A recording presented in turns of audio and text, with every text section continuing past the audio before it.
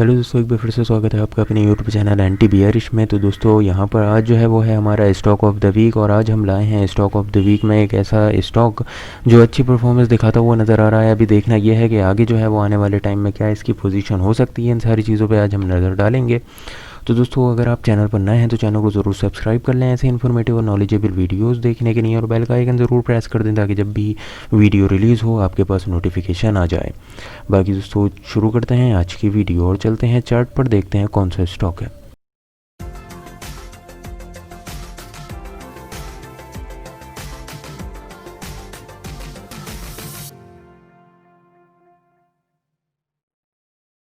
तो दोस्तों यहाँ हम आ गए हैं स्टॉक के चार्ट पर, और चार्ट पर जो है वो आप नाम देख सकते हैं। स्टॉक का नाम है Larsen and Toubro. Larsen and Toubro ये स्टॉक है, और एक अच्छी परफॉर्मेंस जो है वो हमें दिखाता हुआ ये नज़र आ रहा था पिछले कुछ टाइम से। और यहाँ पर अभी हमें ये देखना है कि आने वाले टाइम में अब ये कैसी जो है वो हमें परफॉर्मेंस दिखा सकता है। पीछे के अगर पीरियड की नज़र डालें तो ये बहुत ही सही तरीके से जो है वो चला था ऊपर। काफ़ी फ्लक्चुएशन है इसमें, वॉलेटाइल स्टॉक है, कभी ऊपर जाता है कभी नीचे जाता है। इसकी जो यहाँ पर जो इसकी लिस्टिंग हुई थी वो 2004 में हुई थी। 2004 के 23 जून 2004 में जो है वो इसकी लिस्टिंग हुई थी। उसके बाद इसका जो हाई लगा था, सबसे पहला जो इसने हाई लगाया था वो 2007 के नवंबर में लगाया था, जो कि था तकरीबन 1036 रुपये का हाई। और इसकी जो लिस्टिंग जो हुई थी वो थी तकरीबन 36 रुपये पे, यानी कि 36 रुपये से ये स्टॉक डायरेक्ट 1036 रुपये तक जो है वो पहुंच गया था। इतनी ज़बरदस्त जो है वो इसमें परफॉर्मेंस हमें देखने को मिली थी। तो यहाँ पर अगर अभी की हम फ़िलहाल बात करें तो यहाँ पर जो है वो एक लॉन्ग टर्म में जो है वो एक रैली आती हुई दिख रही है हमें। अगर ये मैं यहाँ पर वीकली चार्ट लगा दूँ, तो मैंने यहाँ पर जो है वो अभी वीकली चार्ट लगा दिया है। तो यहाँ पर आप देख सकते हैं एक इस टाइप की जो है वो एक ट्रेंड लाइन बन रही है। ठीक है, इस टाइप से जो है वो ये ट्रेंड लाइन बन रही है, और इस रेंज में जो है, इस रेंज से नीचे स्टॉक इसको ब्रेकआउट नहीं कर रहा है। इसके साथ साथ जो है वो स्टॉक चल रहा है और आगे जो है वो बढ़ रहा है। तो अभी जो है वो हम दोबारा डेली चार्ट पर आ जाते हैं और देखते हैं कुछ और एनालिसिस इसका। तो यहाँ पर दोस्तों हम आ गए हैं डेली चार्ट पर, और यहाँ पर जो है वो ही मैं आपको दिखा रहा हूँ जो अभी वहाँ पर जो है वो ट्रेंड लाइन देखी थी। ठीक है, वो तो यहाँ से थी। अभी यहाँ पर जो है वो इसमें जो स्टॉक में गिरावट आई थी वो इसकी यहाँ से जो है वो ब्रेकआउट हुआ था इस लेवल से। ठीक है, स्टॉक ने इस लेवल का जो है वो अपना ब्रेकआउट दिया था, और उसके बाद जो है वो हमें भारी गिरावट इसमें देखने को मिली थी। और ये जो गिरावट थी ये अभी की गिरावट है, यानी कि जो मार्च में जो है अभी लॉकडाउन लगा था, मार्केट क्रैश हुई थी ये वायरस की वजह से, तो इसमें जो है जो गिरावट आई थी ये वही गिरावट है। अभी स्टॉक जो है वो थोड़ा संभलता हुआ नज़र आ रहा है। अगर मैं यहाँ पर अगर हम देखें तो यहाँ पर स्टॉक जो है वो अपनी कुछ रेंज में चल रहा है। उसकी रेंज जो है वो कुछ इस तरीके से है। ठीक है, इस तरीके से कुछ रेंज बनाया हुआ है स्टॉक, और उस रेंज के साथ जो है ये आगे चल रहा है। तो इस रेंज को जो है वो अगर ये स्टॉक ब्रेकआउट करता है नीचे की साइड तो बहुत ही ज़बरदस्त और हमें गिरावट देखने को मिल सकती है। तो अभी जो है वो स्टॉक में थोड़ा सा हमें रुकना चाहिए इसके लिए, और यहाँ पर कुछ इसके स्टॉक के इम्पोर्टेंट्स लेवल्स हैं, कुछ सपोर्टिंग लेवल्स हैं। जैसे कि यहाँ पर अगर मैं हाईलाइट करूँ तो यहाँ पर कुछ हमें लेवल्स दिख रहे हैं, सपोर्टिंग लेवल्स हैं, बड़े लेवल्स हैं जिन पर स्टॉक जो है वो सपोर्ट लेता है। जैसे कि यहाँ पर है ये 869 का सपोर्टिंग लेवल है। ठीक है, दूसरा सपोर्टिंग लेवल है हमारा तकरीबन 698 रुपीज़ का। तो ये जो है वो स्ट्रॉन्ग सपोर्टिंग लेवल्स हैं। इन इस लेवल्स पर जो है वो स्टॉक हमें सपोर्ट लेता हुआ नज़र आ सकता है, स्टॉक सपोर्ट ले सकता है। इसके बाद जो है वो इस लेवल को अगर ये स्टॉक ब्रेकआउट करता है तो फिर और ज़्यादा गिरावट हमें देखने को मिलती है। अगर इन लेवल से रिवर्सल हो जाता है तो हम कह सकते हैं कि एक दोबारा से बुलिश ट्रेंड इस स्टॉक में जो है वो स्टार्ट हो चुका है। तो यहाँ पर इसके बाद जो है वो अच्छी तेज़ी आई थी जो मार्च में 2025 मार्च तक जो इसमें गिरावट रही थी वो थी तकरीबन, इसने जो लो लगाया था वो था तकरीबन आपका लो यहाँ पर था तकरीबन 644 रुपीज़ के करीब था ये। तो इसमें जो है ये लो लगाया था इसने, और उसके बाद जो है वो अच्छी रिकवरी हमें देखने को मिली इसमें। लेकिन अभी जो है वही चीज़ है जो मैंने अभी आपको बताई थी कि इसके कुछ सपोर्टिंग लेवल्स हैं, इन लेवल से जो है वो स्टॉक रिवर्सल ले सकता है। ठीक है, इसके बाद जो है वो अगर इन लेवल्स को भी तोड़कर नीचे आता है तो हमें और गिरावट देखने को मिलेगी। अभी अगर हम बात कर लेते हैं टिकर टिप पर, तो चलते हैं अभी टिकर टिप पे और देखते हैं वहाँ पर जो है वो क्या इसमें देखने को मिलता है। तो चेक लिस्ट पे अभी यहाँ पर हम देख रहे हैं इन्वेस्टमेंट चेक लिस्ट है ये। ठीक है, इंट्रिंसिक वैल्यू की अगर बात करें तो इंट्रिंसिक वैल्यू से जो है वो स्टॉक अभी ज़्यादा है, यानी कि अभी गिरावट हमें देखने को मिल सकती है। थोड़ा स्टॉक में जो है वो करेक्शन हमें देखने को मिल सकता है। अभी इसके बाद अगर हम बात करें यहाँ पर एफडी रिटर्न्स की, तो रिटर्न्स जो है वो इसके एफडी से ज़्यादा है, यानी कि अच्छे रिटर्न दे रहा है और डिविडेंड भी कंपनी दे रही है लगातार। एंट्री पॉइंट टिकर टिप के हिसाब से अभी ठीक है, लेकिन हमारे हिसाब से जैसा कि मैंने अभी आपको चार्ट पर दिखाया था, ये अभी एंट्री पॉइंट कुछ ज़्यादा अच्छा मजबूत एंट्री पॉइंट नहीं है। इसमें अभी और गिरावट जो है वो हमें देखने को मिल सकती है। अगर हम शेयर होल्डर्स की बात करें तो प्रोमोटर्स का कोई भी स्टेक जो है वो इसमें गिरवी नहीं है, सारे स्टेक जो हैं वो प्रोमोटर के पास हैं। तो ये भी एक इसमें ग्रीन सिग्नल है। और जो है वो अगर बात करें हम इंट्रिंसिक वैल्यू की और एंट्री की, तो एंट्री जो है वो अभी हमें थोड़ा वेट करना है और इसमें हो सकता है कि अभी और थोड़ा करेक्शन आता हुआ हमें दिखाई पड़े। अगर हम बात कर लेते हैं टिकर टिप के एनालिस्ट की, तो टिकर टिप ने इस स्टॉक पर जो है वो 36 एनालिस्ट जो हैं वो बिठा कर रखे हैं, यानी कि टिकर टिप के 36 एनालिस्ट जो हैं वो इस स्टॉक पर काम कर रहे हैं और 36 एनालिस्ट में 94% की जो एडवाइस है वो बाइंग की एडवाइस है। ठीक है, वो बता रहे हैं कि इसमें जो है वो हमें बाई करना चाहिए। लेकिन अभी जो है वो इसके हिसाब से, जैसा कि मैंने अभी आपको चार्ट पर दिखाया था, कि ये जो एनालिस्ट जो एनालिसिस करते हैं ये लॉन्ग टर्म के लिए होता है और यहाँ पर जो है वो कंपनी के बहुत सारे ज़बरदस्त फैक्टर्स जो हैं वो देखकर एनालाइज़ किया जाता है। तो इनका जो है वो एनालिसिस अपनी जगह ठीक है, लेकिन हमें जो है वो अगर देखा जाए तो अभी जो है वो इंट्रिंसिक वैल्यू से, जैसे कि मैंने अभी आपको बताया था कि स्टॉक जो है वो ऊपर है और इंट्रिंसिक वैल्यू से ऊपर होने के साथ साथ स्टॉक में जो है वो अभी चार्ट पर भी थोड़ी गिरावट हमें देखने को मिल सकती है। चार्ट भी यही बता रहा है। तो अभी जो है वो हमें थोड़ा करेक्शन के लिए वेट करना चाहिए और उसके बाद जो है वो हम सोच सकते हैं, जब पूरा करेक्शन आ जाता है तो उसके बाद हम सोचेंगे कि अभी जो है वो स्टॉक में क्या करते हैं, मतलब टाइम के हिसाब से जो है वो देखा जाएगा। तो अभी जो है वो यहाँ पर अगर स्क्रीनर पे हम आ गए हैं और कंपनी के कुछ फाइनेंशियल स्टेटमेंट्स पर नज़र जो है वो डाल देते हैं। सबसे पहले कंपनी का जो है वो नाम ये है लार्सन एंड टुब्रो। तो कंपनी का जो बिज़नेस है वो है, आपका मेजर जो बिज़नेस है वो technology, engineering, construction and manufacturing का है।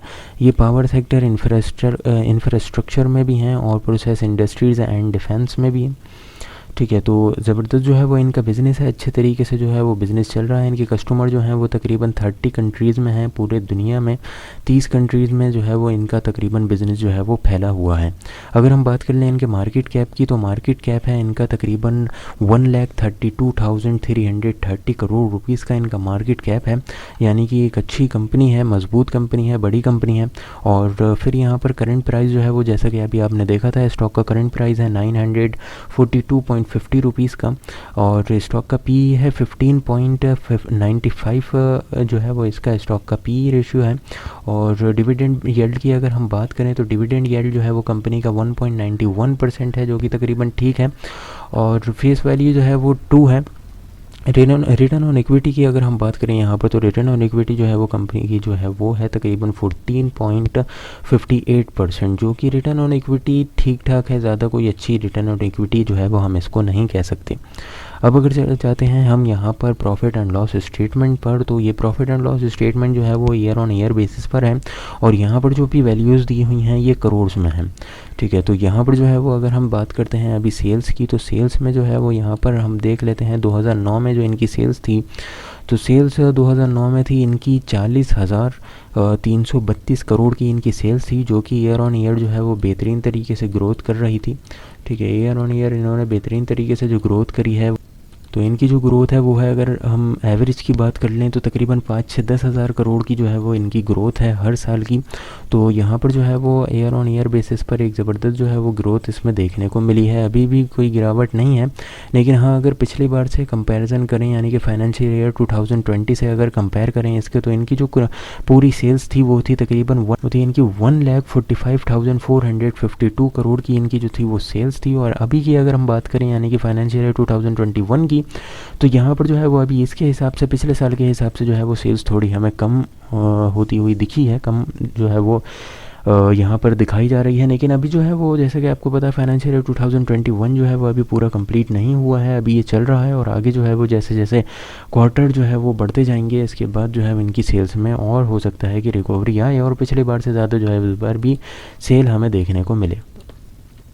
तो यहाँ पर जो है वो अगर हम नेट प्रॉफिट की अगर हम बात कर लेते हैं यहाँ पर, ठीक है, तो ये आ गया है कंपनी का नेट प्रॉफिट। और नेट प्रॉफिट में भी जो है वो आप देख सकते हैं कि लगातार जो है वो इंक्रीज़मेंट आई थी, ठीक है। यहाँ पर थोड़ा सा डिक्रीज़ हुआ था, लेकिन फिर जो है वो एक बेहतरीन इंक्रीज़मेंट इसमें देखने को मिली थी। अभी जो है वो ये थोड़ा कंसोलिडेट करा था पिछले कुछ 3 से 4 साल पहले, और फिर उसके बाद जो है वो एक ज़बरदस्त हमें ग्रोथ देखने को मिली। अभी जो है वो नेट प्रॉफिट जो चल रहा है इनका वो है तकरीबन 8380 करोड़ रुपीज़ का। और यहाँ पर पिछले साल से जो है वो कम है, और क्यों कम है और कैसे जो बढ़ सकता है वो अभी हमने ऊपर चर्चा करी थी सेल्स के सेक्टर में। तो सेल्स जो है वो जैसे अभी कम है तो वैसे ही नेट प्रॉफिट भी अभी कम है। सेल्स अगर बढ़ती है तो नेट प्रॉफिट भी इसमें बढ़ जाएगा। अभी हम बात करते हैं इनके शेयर होल्डिंग पैटर्न पर। तो शेयर होल्डिंग पैटर्न पे जो है वो हम यहाँ पर देख सकते हैं कि यहाँ पर अभी प्रोमोटर्स का जो है वो कोई भी स्टेक नहीं है। शेयर होल्डिंग पैटर्न में प्रोमोटर्स का कोई स्टेक नहीं है। एफआईआईज़ का इसमें स्टेक है जो है तकरीबन 18.77% का स्टेक है। डीआईआईज़ का जो स्टेक है वो है तकरीबन 36.05% का स्टेक डीआईआईज़ का है, जो कि स्टेक अभी जो है वो थोड़ा डिक्रीज़ हुआ है। और गवर्नमेंट का इसमें स्टेक है 0.50% का, जो कि गवर्नमेंट का स्टेक जो है वो इसमें लगातार बढ़ रहा है, ठीक है। और अगर पब्लिक की बात करें तो पब्लिक का स्टेक है 44.67% का, जो कि पब्लिक का स्टेक भी लगातार बढ़ रहा है। अभी थोड़ी सी गिरावट देखने को मिली है, 0 पॉइंट कुछ नंबर्स की जो है वो इसमें गिरावट देखने को मिली है, लेकिन अभी जो है वो इतनी बड़ी गिरावट इसमें पब्लिक के स्टेक में नहीं आई है। यानी कि पब्लिक जो है वो इस पर भरोसा कर रही है और इसमें जो है वो स्टेक उठा रही है, और गवर्नमेंट भी जो है वो इसमें अपना स्टेक बढ़ा रही है। एफआईआईज़ ने भी अपना स्टेक जो है वो पिछले साल के हिसाब से इस बार बढ़ाया है। तो कंपनी जो है वो थोड़ी स्ट्रॉन्ग लग रही है, कंपनी भी मजबूत है। लेकिन अगर हम दोबारा यहाँ पर चार्ट पर आ जाते हैं तो अभी करेक्शन की इसमें संभावना है। अभी जो है वो अभी हमें कोई एंट्री नहीं करनी है, अभी हमें जो है वो इसमें वेट करना है और वॉच करना है। तो यहाँ पर जो है वो अब हम आ गए हैं कंपनी के कंपैरिजन यहाँ पर जो है वो हम कर लेते हैं इनकी जो साथी कंपनीज़ हैं उनके साथ। ये यहाँ पर टिकट पे हैं हम, और टिकट पे ने जो है वो इनके 3 जो है वो कॉम्पिटिटर से सेलेक्ट किए हैं, जो है एक Larsen and Toubro technologies and services जो कि इन्हीं की कंपनी है, फिर है एक जीएमआर इंफ्रास्ट्रक्चर, और फिर है केई इंटरनेशनल, ठीक है। तो यहाँ पर जो है वो अगर इसके साथ हम कंपैरिजन करें तो पी रेशियो को पहले हम जो है वो मेज़र करेंगे यहाँ पर। तो एल&टी टेक्नोलॉजी एंड सर्विसेज का जो पी रेशियो है वो है 19.90। तो यहाँ पर जो है वो जीएमआर इंफ्रा की अगर हम बात करें तो यहाँ पर इनका जो है वो माइनस में चल रहा है, यानी कि बहुत ज़्यादा ही हालत जो है वो खस्ता है कंपनी की। और यहाँ पर जो है वो -9.66 का जो है इनका पी रेशियो है, तो माइनस में चल रहा है इनका। और अगर केई इंटरनेशनल की अगर हम बात करें तो इनका जो है वो 14.84%, यानी 14.84 का जो है वो इनका पी रेशियो है।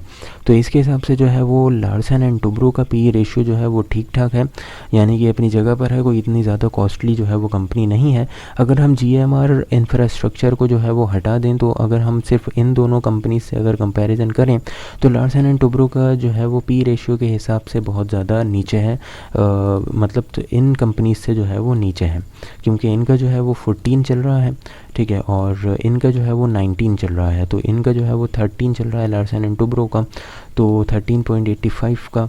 तो यहाँ पर जो है वो ठीक ठाक है, इतना जो कोई ज़्यादा नहीं है और कंपनीज़ के हिसाब से, बल्कि और कंपनीज़ के जो इनके कॉम्पिटिटर्स हैं उनके हिसाब से कम हैगा इसमें। तो दोस्तों ये था आज का हमारा स्टॉक कैसा लगा आपको हमें ज़रूर कमेंट करके बताएं। स्टॉक ऑफ द वीक की जो हमारी सीरीज़ चल रही है ये आपको कैसी लग रही है, इससे आपको क्या हेल्प मिल रही है, ये भी हमें ज़रूर कमेंट करके बताएं। बाकी आपका फीडबैक जो है वो बहुत ज़्यादा ज़रूरी है, अपना फीडबैक कमेंट बॉक्स में ज़रूर दें। वीडियो अच्छी लगी हो तो मोटिवेशन के लिए लाइक ज़रूर कर दें, ताकि ऐसे ही इन्फॉर्मेटिव और नॉलेजेबल वीडियोज़ हम आपके लिए लाते रहें। बाकी मिलते हैं ऐसी इन्फॉर्मेटिव और नॉलेजेबल वीडियोस के साथ। चैनल सब्सक्राइब नहीं किया है तो ज़रूर सब्सक्राइब कर लें और बेल का आइकन ज़रूर प्रेस कर दें, ताकि ऐसी इन्फॉर्मेटिव और नॉलेजेबल वीडियोस का नोटिफिकेशन आप तक पहुंचता रहे। मिलते हैं ऐसी इन्फॉर्मेटिव वीडियोस के साथ, जब तक के लिए धन्यवाद।